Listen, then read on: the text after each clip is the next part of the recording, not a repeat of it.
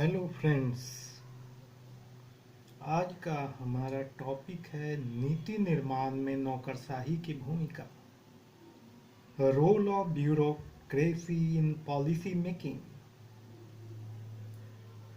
नीति निर्माण विधायिका के द्वारा किया जाता है, परंतु इसके निर्माण में नौकरशाही की भूमिका अमूल्य है। नीति निर्माण विधायिका की शिल्पकारिता है, जिसका आधारभूत ढांचा नौकरशाहों द्वारा तैयार किया जाता है। नीति निर्माण में उच्च स्तरीय, मध्य स्तरीय और निम्न स्तरीय तीनों ही स्तरों के नौकरशाहों की भूमिका महत्वपूर्ण होती है। उच्च स्तरीय नौकरशाह सीधे राजनीतिक प्रशासकों से संबंधित होते हैं, जो अपने अधीनस्थों द्वारा प्राप्त सूचनाओं और रिपोर्टों को समकालीन परिस्थितियों के अनुसार नीतियों के अनुरूप संश्लेषित करके मंत्रियों को भेजते हैं। नीति निर्माण में नौकरशाही की भूमिका 4 रूपों में देखने को मिलती है। नंबर 1, सूचना आधार या इंफॉर्मेशन बेस। नंबर 2, ज्ञान और अनुभव, नॉलेज एंड एक्सपर्टाइज। नंबर 3, सेवा की स्थिरता, परमानेंस ऑफ सर्विस। और नंबर 4, परामर्शी निपुणता या एडवाइजरी एक्सपर्टाइज। अब हम इन चारों पर एक एक करके विचार करते हैं। सूचना आधार, इंफॉर्मेशन बेस। भारत सरकार के सचिव मंत्रियों को निर्णय लेने में सलाह देते हैं।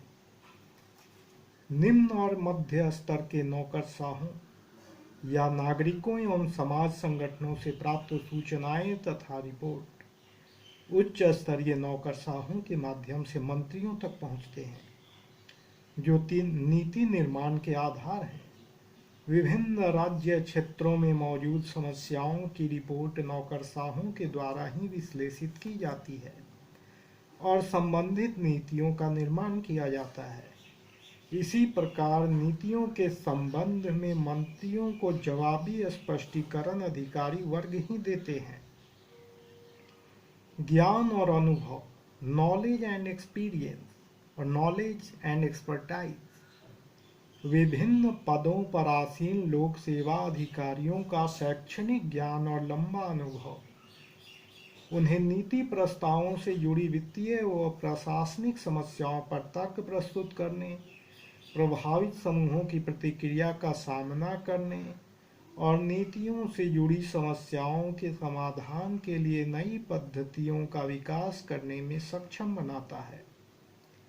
ये सिविल सेवा के अधिकारी वर्ग ही हैं जो नीतियों से जुड़े आंकड़े इकट्ठा करते हैं, इनमें निहित समस्याओं का विश्लेषण कर विकल्पों का चुनाव करते हैं, जिसका नीति निर्धारण पर प्रत्यक्ष प्रभाव पड़ता है।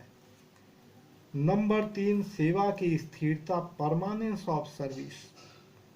नौकरशाहों की नियुक्ति अस्थायी रूप से होती है और वे सेवा निवृत्ति तक विभिन्न पदों पर बने रहते हैं, जबकि मंत्री बदलते रहते हैं। नौकरशाह विभिन्न पदों, विभागों और क्षेत्रों में लंबे समय तक कार्यरत रहते हैं, अतः उन्हें विभिन्न विभागों के कार्यों और संबंधित मुद्दों, क्षेत्रीय समस्याओं आदि के बारे में विस्तृत जानकारी होती है, जबकि मंत्रियों को विभागों के कार्यों, नियमों एवं नीतियों के बारे में विस्तृत जानकारी नहीं होती है। अतः विभिन्न विभागों से संबंधित नीतियों का निर्धारण नौकरशाहों द्वारा ही किया जाता है, जो विधायिका के कार्यों द्वारा प्रकट होता है। नंबर 4, परामर्शी निपुणता या एडवाइजरी एक्सपर्टाइज। लोक नीति वास्तविकता से जुड़ी हो, इसके लिए लोक सेवा अधिकारियों को राजनीतिक प्रशासन को सही और पूरे आंकड़े उपलब्ध कराने चाहिए। साथ ही साथ संबंधित नीति विकल्पों से संबंधित समस्याएं और उनके समाधान भी प्रस्तुत करना चाहिए। एजेंसी विचारधारा के अनुसार सरकार के कार्यक्रम नौकरशाहों द्वारा तैयार किए जाते हैं, अतः नौकरशाही उसे पहचानती है, इसलिए पसंद करती है। लोक सेवा अधिकारी विद्यमान सरकार के लक्ष्यों को पूरा करने के लिए विस्तृत नीतियों का निर्धारण करते हैं और संबंधित जानकारी प्रदान करते हैं। नौकरशाह ही यह परामर्श देते हैं कि कौन सी नीति अपनाई जानी चाहिए। वह मंत्री जिसके पास विशेषज्ञ और कार्यकुशल नौकरशाहों की सलाहकार टीम होती है, उसका व्यक्तिगत प्रभाव नीति प्रतिपादन में ज्यादा प्रभावकारी नहीं होता है और क्षमताओं का संतुलन ही सत्ता संतुलन के रूप में प्रकट होता है। अर्थात नौकरशाहों की टीम जो सलाह देती है उसे ही मंत्री या राजनीतिक प्रशासक लागू करते हैं। अतः नीति निर्माण या नीति निर्धारण नौकरशाही का एक महत्वपूर्ण कार्य है जो विधायिका के नाम से प्रकट होता है।